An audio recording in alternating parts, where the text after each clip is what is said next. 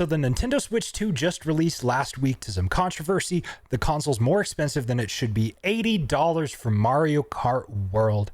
So in today's video, we're going to talk about why I think you should avoid the Switch 2 and pick up a Valve Steam Deck instead. Let's get into it.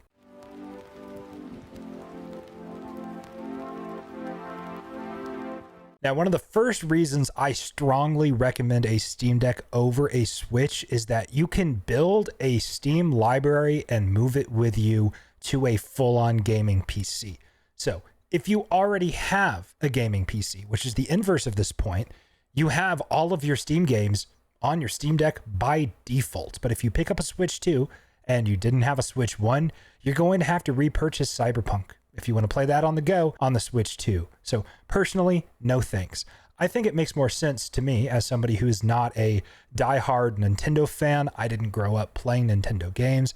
I grew up on Xbox and then moved to PC. So I personally believe that you get a just substantially better value with the Steam Deck. And while yes, the Switch 2 is technically more powerful, not by much. You will still have a better gaming experience on the Steam Deck over the Switch 2. And those games that you purchase, the game library that you start to build, will be able to move from the Steam Deck to a gaming PC if you ever decide to build a PC or even buy a gaming laptop in the future. So the seamless transition of cloud saves from desktop to Steam Deck, the fact that you can play all of your pre-existing games or just build a library, the games are there, and the games are more affordable too. And when I say more affordable, we're absolutely going to have $80 games on Steam now, thanks to Nintendo, but you can get more games on sale. There are more frequent sales that happen. Games go on sale on Steam every day. Sometimes on a random Tuesday, you can get Borderlands 2 for $3, or you can get Halo the Master Chief Collection, which includes 6 games for $10. So Steam sales happen extremely frequently, literally daily. There's a bunch of games on sale on Steam. You have a bunch of free games. You have a larger library of games compared to the Switch. Because on the Switch, you're stuck with whatever Nintendo puts out and whatever third-party developers put on the Switch. It's a much more enclosed ecosystem. But on Steam, you have free-to-play games. You have indie games like Repo and Schedule 1. You have PlayStation exclusives. You have Xbox exclusives. And you can even technically play the Nintendo exclusives too, if you wanted to. And let me reiterate the fact that every single game that you have on your gaming PC will be on the Steam Deck, and every single game that you buy on the Steam Deck will be on your gaming PC, most of which also use cloud save technology so you can play your same progress on both devices. But the games, the game library, and the fact that games transfer from device to device is only one part of why I recommend the Steam Deck over the Switch 2. Something else is customization and modding. If you do something to your Switch 2 that Nintendo does not agree with, goodbye, console off, fun times over. You are grounded. It is extraordinarily stupid and, well, not even borderline dystopian, just absolutely dystopian that you can spend your money on something and they can just immediately turn it off. A physical console. And while this is not a Switch 2 or a Steam Deck, a physical console, if this was a Switch 2 and I decided to mod my single player Super Mario game, they could just completely break the device and make it unusable. But the fact that Nintendo can remotely deactivate your device that you bought because you did something that they don't agree with, I will never support this company now. I think it's fundamentally insane that Nintendo can just say, nope, you want to do things your way on your own device, your own property that you spent your own money on? No, that shouldn't be allowed. I think it is extraordinarily dystopian, and I will not be supporting Nintendo in any way, shape, or form for that business practice. With all that being said, Valve is the complete other side of that coin. On a Steam Deck, you can customize your keyboard. You can take the whole thing apart, put a different shell on it. You can change the SSD. You can change the internals. You can change the joysticks. You can change the screen. You can do so much to a Steam Deck that Nintendo would ban you for. So the customization, the modding, if you like to tinker, you can do that. If you don't want to tinker fully with the device itself, but you still want to mess with stuff, you can install custom keyboards, custom startup screens, custom layouts. You can install plugins. You can customize the Steam Deck however you want without getting in trouble from Valve, unlike Nintendo with the Switch 2. And also, another business practice that I find kind of stupid, and the fact that we've become complacent with it kind of bothers me, is having to pay for online again. On a Steam Deck, you just connect to your internet because you already pay for that.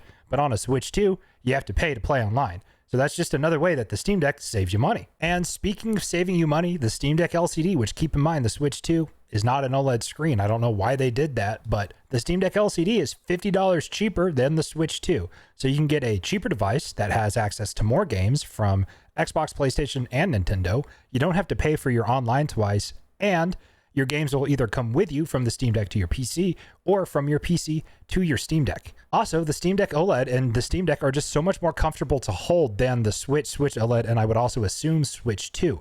I can put a picture up on screen right now of what the grips look like on those devices, but I have hands-on experience with the Switch OLED, Steam Deck LCD, Steam Deck OLED, and ROG Ally Z1 Extreme, and out of every device that I've put my hands on that is a handheld gaming device, the Steam Deck has been the most comfortable to hold because it has the best grip profile. And on the Switch 2, it looks like it's going to have the same problem as the Switch 1, where you're going to probably have to buy third-party Joy-Cons for long gaming sessions in handheld. And I don't understand that, because if this device was designed to be docked all the time, you wouldn't be able to play it in handheld. So why are the handheld controls not comfortable to hold? And I've touched on this a few times in this video, but not fully in depth. Modding. You can mod games on the Steam Deck, not just modding the Steam Deck itself, but you can also mod your games. And the modding community on PC is insane. And even though this doesn't have Windows on it, you can still use a browser through Linux on desktop mode, and you can install mods for your games on your Steam Deck. It's super easy, especially through the Steam Workshop. So I've been playing Cursed Halo on my Steam Deck, which is a mod for Halo, which makes Halo cursed. And you can play that on the go, and it runs like a dream. So there's modding, there's cheaper games, there's more games, there's free games. You don't have to pay to play your games again because you already pay for your internet. And the Steam Deck's more comfortable to hold. So because of all of that, I don't even know why somebody would pick the Switch 2 over the Steam Deck if they don't already have a Switch and they just want to upgrade to the new one. That makes sense.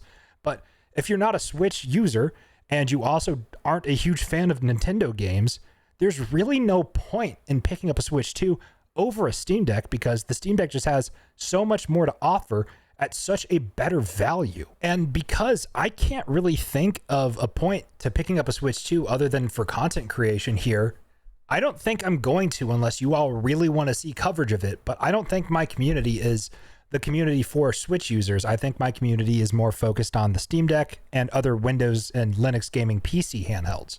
So I don't think I'm going to be picking up a Switch 2. That doesn't mean it won't be gifted to me at some point for like Christmas or something by family members, but I don't see myself buying one, because as a PC gamer who already has a massive Steam library, I would rather just play games on my Steam Deck, which, by the way, I did a video on whether or not I think the Steam Deck is still worth it in 2025. I'm sure you can guess what my answer to that question is based on how I've been hyping that device up in this video. But if you want to check that out, I'll have that link down below. But overall, I think that the Steam Deck is just such a better value, just hands down, and it's more comfortable to hold in your hands, which is extremely important for a handheld device. So I don't see myself picking up a Switch 2. I personally don't understand the hype, especially with how small the launch title lineup for that device is. The fact that there's only Mario Kart 8 and the fact that it's $80. I don't see myself picking up a Switch 2. I don't even miss my Switch. I kind of miss playing Tears of the Kingdom and Breath of the Wild, but I own copies of those games, and as such, I can play them in different ways.